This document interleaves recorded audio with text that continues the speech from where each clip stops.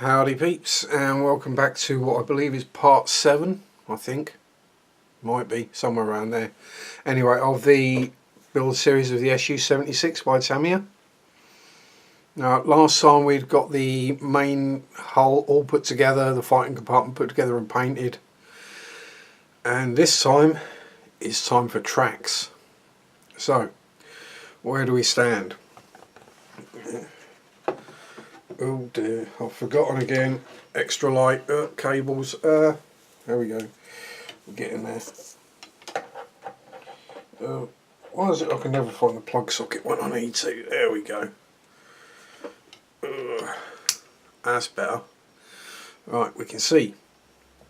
So what I've done is I've cut all the track links off. I will bring you in a little bit closer so you can actually see. Not too much, that'll do. So we've got the main part together, and as I'll tip that up, we've got one of the tracks done.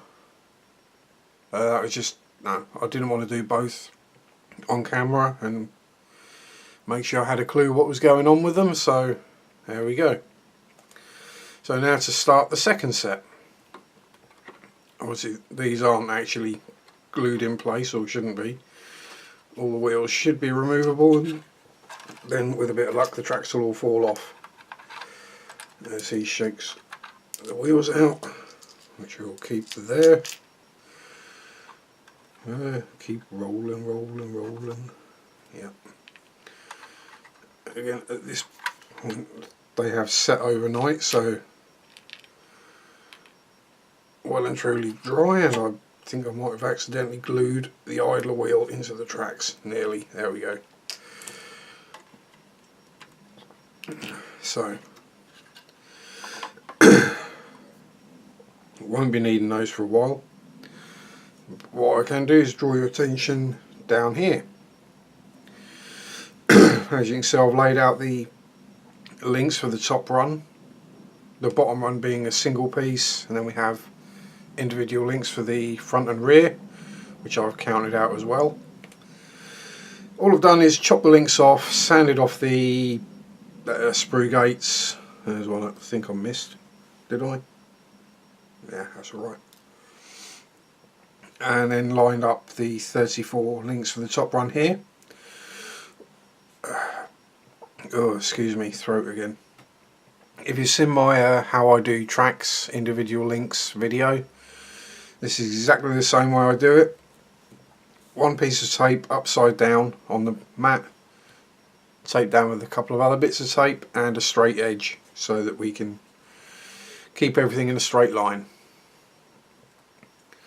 Now, my preferred glue for doing tracks is the Revel contactor. I would normally use the bigger one, but that's actually empty. I'm just leaving that there so I can use the needle out of the nozzle.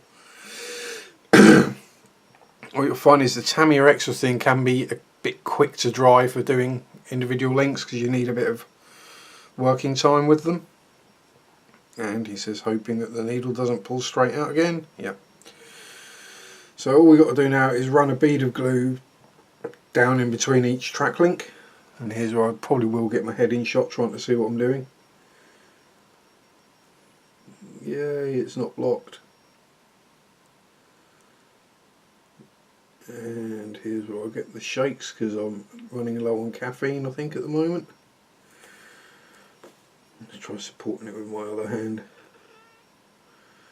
No, definitely got the shakes today. Never mind. So just run it into the join between each of the track links all the way down.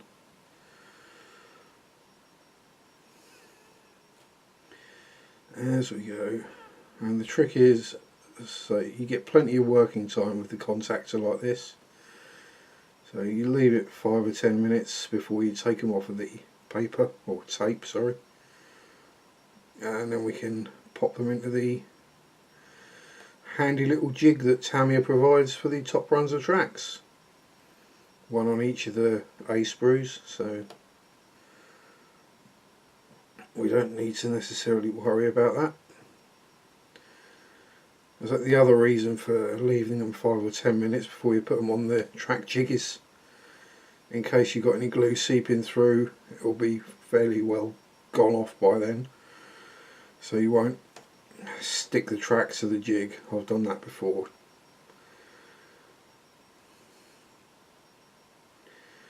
So literally we run down there like so. One more to go. Give the bottle a knock on the bench. I'll do it in shot. Just persuade any glue that's up in the nozzle back down again. Pop the lid back on and pop it to one side. Now, do we just sit here 5 or 10 minutes and wait for those to start to cure? No. What can we do instead? Well, if I had space on the tape, I would start putting the other 2 runs together, but we can't do that. Oh dear, excuse me, gonna need a drink. Oh, hang on.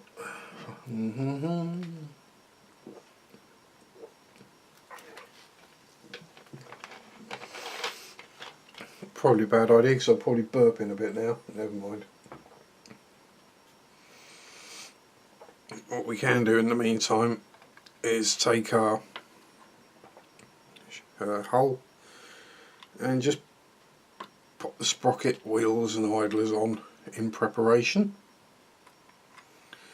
Although we won't be needing them for quite a while yet, and I doubt I'll actually get around to finishing a set of tracks in a 30-minute episode. As I said, I'm trying to keep them to about half an hour because longer than that and people seem to well, not watch really. So we've got those curing. Show you the jig. Nothing spectacular, just a piece of moulded plastic with an F at one end, which is the side set that goes to the front. And on the instrucciones, it's this end with the 2 gaps and 3 prongs that will go to the front. Just make sure they're all actually together.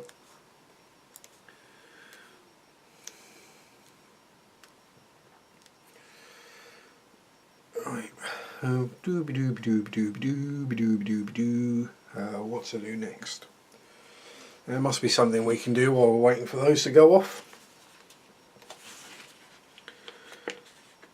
We'll leave that in.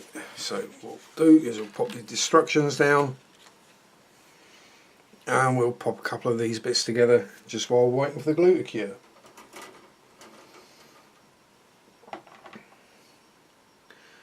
Which is going to need sprue D and sprue B. Well, we'll leave that sprue A at the top because we're going to need the bits off of it.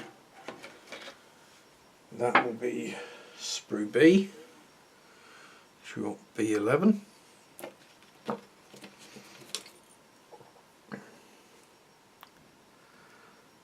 I will zoom you back out again while we do this bit, so you can see what I'm up to.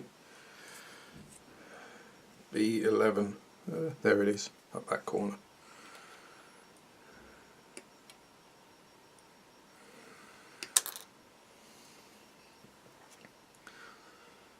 D7 and 8. Oh, that's C, I believe. Yeah. This is it. Once you get into building, you've done a few steps, or in this case more than half the kit, you get to learn which sprue is which. So that happens fairly quickly with one of these kind of kits where you've only got 5. But on some of the other kits I've built, I mean specifically some of the mini art tanks that have got the full interior, admittedly some of the sprues on those have only got 1 or 2 pieces on them, but I think it was the T44 actually had 73 sprues in the box, and I think I probably spent just as much time hunting through sprues for the right thing as I did actually gluing the parts together. It didn't bother me. It was all good fun. Proved good value for money. The amount of time it took to build, and especially the interior, paint it all.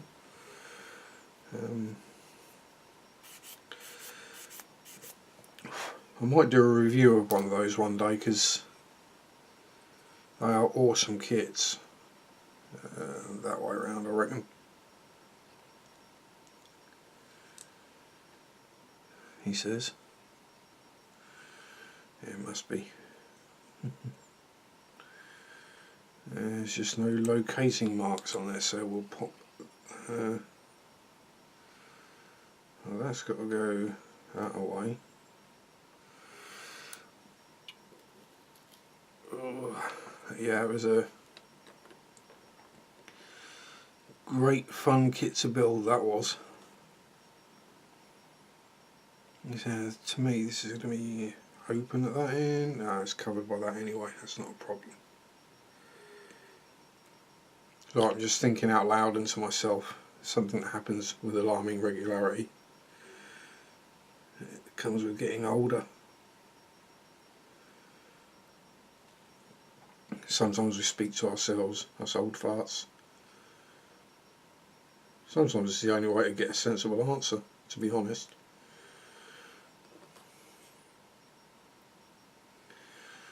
Splurge that glue on, and this lot we can do from the inside.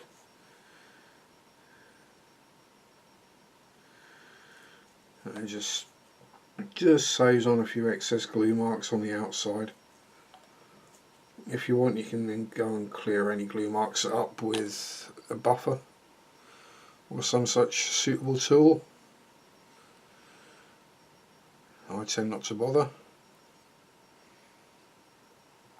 And once this is all dried, I will sand that little seam out on the top of there.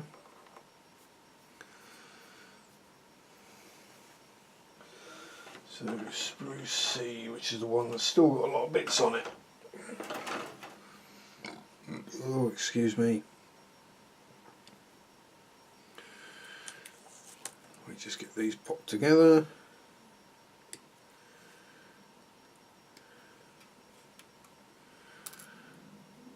As I say, this is all part of my usual sort of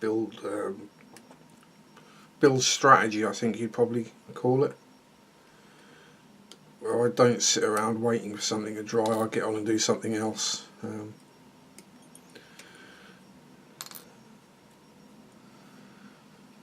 then the two A22s. Except we'll leave spruce seat out because we need it for the other parts. A21.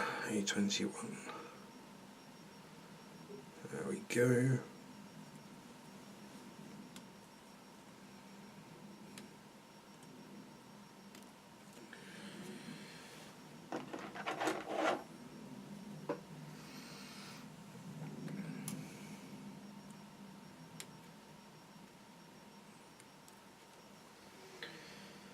So the general strategy of keeping on going, not sitting and waiting for things, it's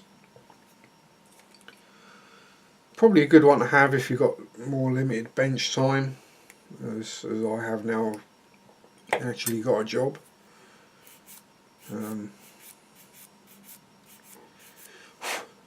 You don't want to just come up to the bench for your whatever amount of time you get, a day or a week, and spend most of it sat there waiting for things to dry. You may as well get on with things, so that's what I do.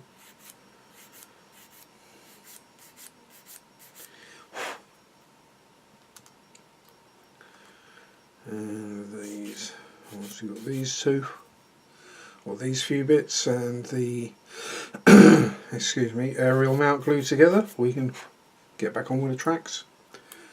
Yay, tracks. And these will probably need a little bit of work to, wrong way around. There we go. Again, we're going to have seams on the sides of the exhaust that will need looking at, but we can soon sand those out.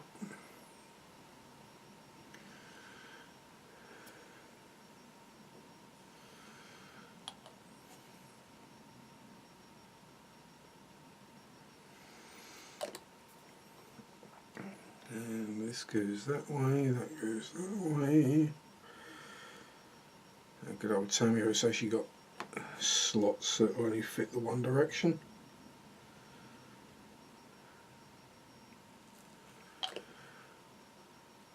And the two exhaust stays just pass through. Oh, we're going to need tweezers for those, just so you can actually have a chance of seeing what's going on. There we go.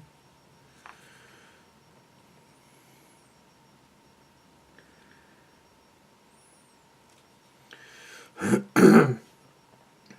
add a little glue beforehand for this one.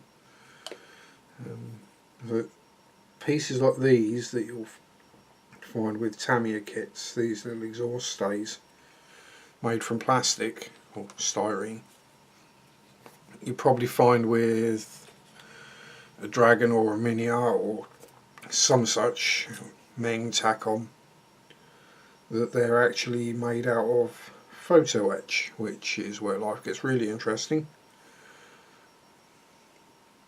Let's see, 21, 22, 23, 24, 45. Okay, where did C25 go?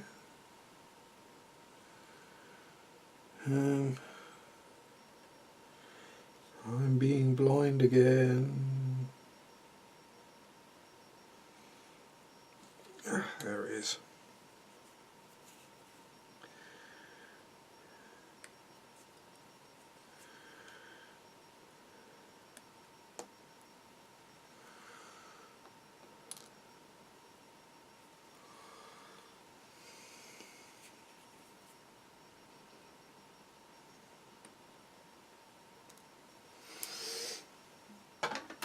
So we don't need that anymore. Let's just clean these up.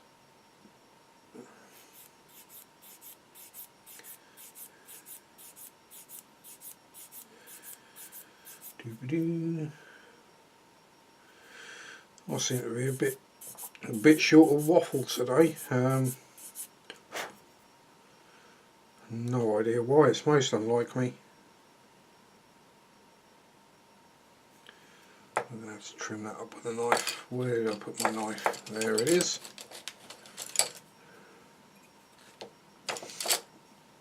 In amongst the pile of debris on the bench.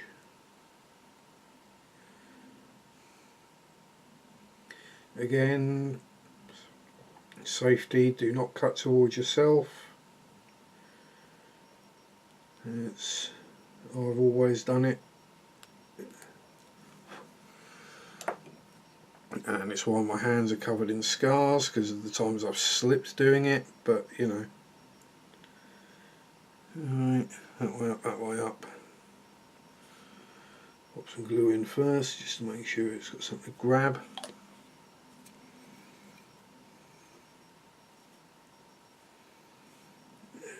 It's the other way around.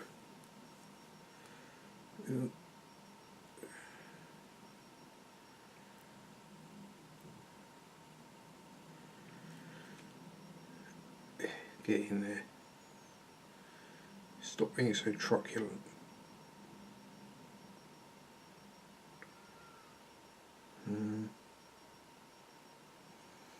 There we go.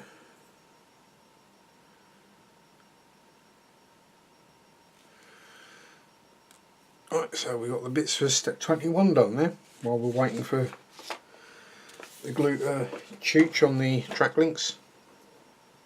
Chooch, that reminds me. A channel some of you guys might be interested in checking out on YouTube, AVE.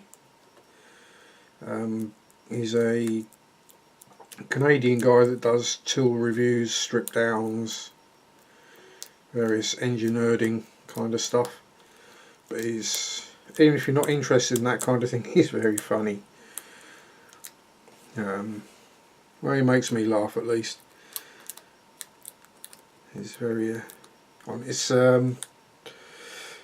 definitely not what you'd call a kiddie friendly channel. There is plenty of swearing. Right, so I suppose I should zoom you back in for this bit, and I'll pull it up a little bit so we're more in shot.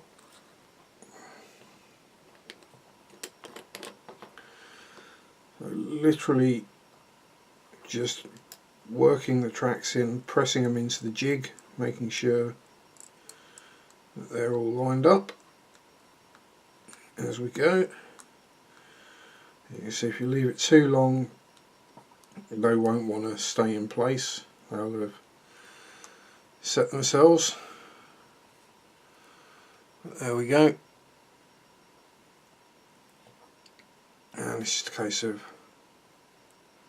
leaving them on there a while and letting them set, making sure we're in position, because we will get a little bit of flex out of the tracks once they're assembled, obviously, but not a huge amount. So we put those to one side, and we can start on what will be the front and rear sections. Now these I will just line up as we go, a pair of tweezers to make life easier. And yes, my hand will keep sticking to the tape, I do apologise about that, there's not a lot I can do.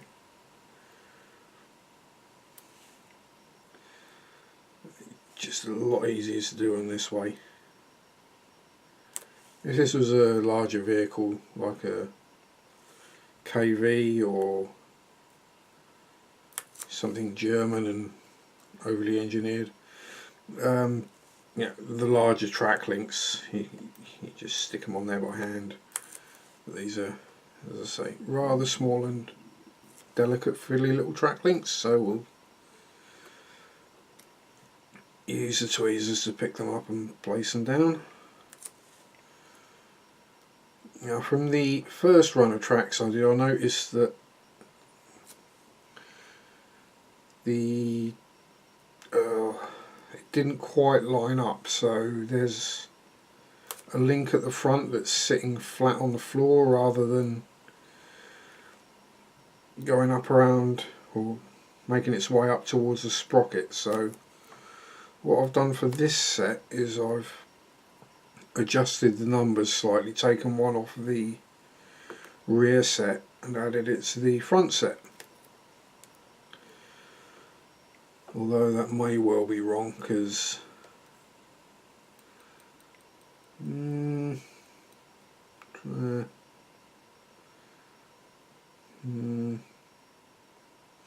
yeah, actually if we look at it from the underneath, so you can see obviously the torsion bars are staggered, so I will put the 13th link on this side, so we'll grab it out of that pile there. Because this is the run that goes around the idler wheel at the back. Well, it would be if it didn't stick in the wrong place. There we go. And then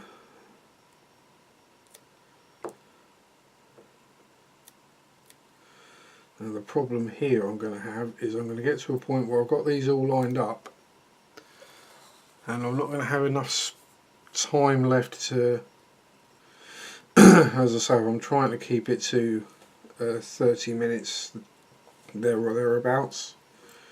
I'm not going to be able to actually glue these this time, and normally I would just stop filming, take a break for 10 minutes and then start filming, say, the next section. There's something like this where you have to kind of, once the glue's on there, you've got a limited time frame.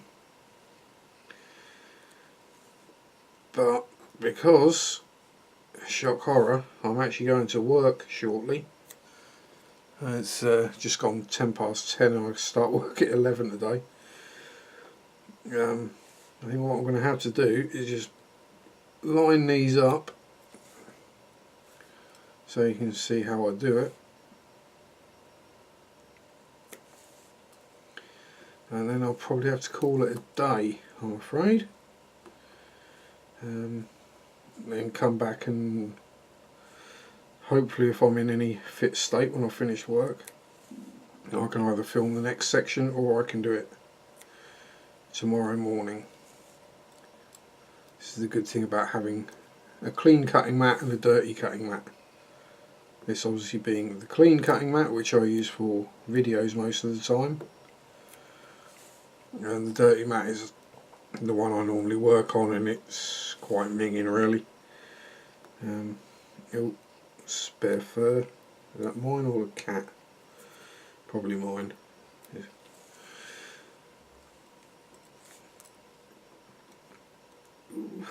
Right, oh, come here. Yeah, so yeah, well, so yeah, I'll probably feel fairly dead after work.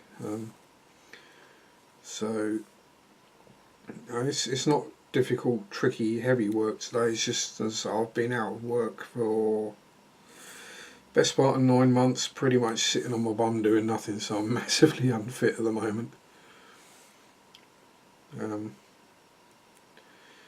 As you'll know if you've had any real length of time off work, some days just sitting down doing nothing can be tiring and you need to have a nap. So actually working is yeah.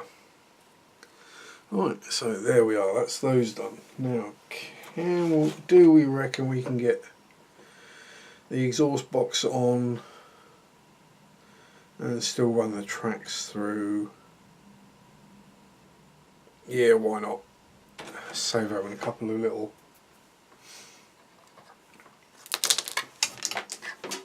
and that right there is what you don't want to do, because now I'm going to have to fart about and dig about on the floor to find 2 more wheels. Oh well, never mind. I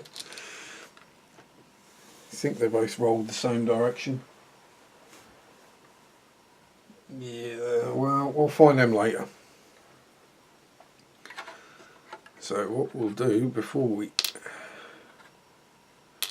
lose any more wheels is take them all off and glue this in place there. Cool, yeah, that's going to be tight getting the track in. You might have to trim a guide horn off of the track that side to get it underneath, especially once we put the fenders on.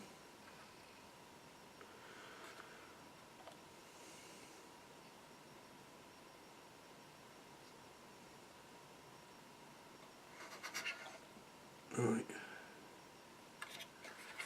just make sure that the top is nice and snug.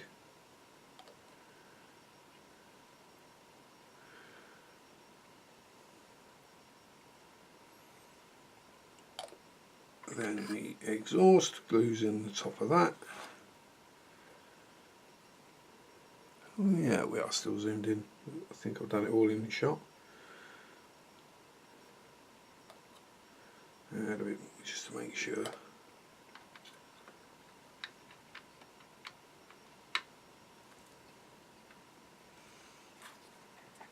Then the aerial mount.